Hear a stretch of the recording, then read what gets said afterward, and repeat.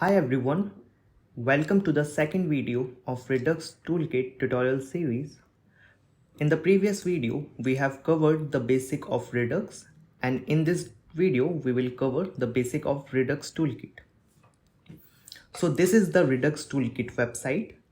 You will find the documentation in this website.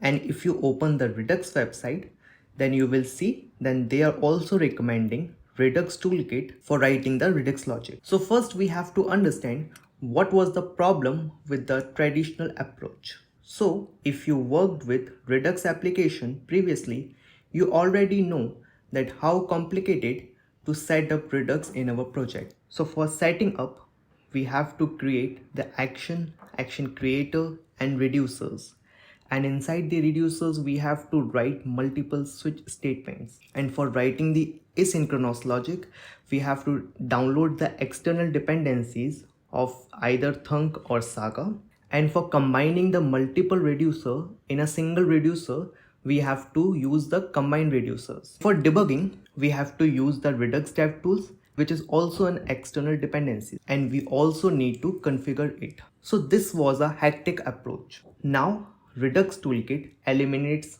most of these approaches. So in the modern approach, we have the configure store that replaces the create store method, and we have slice that generates the action and reducers for us. The third one is create async thunk, that is a built-in thunk in our Redux Toolkit. Now we don't need to download the external dependency of thunk.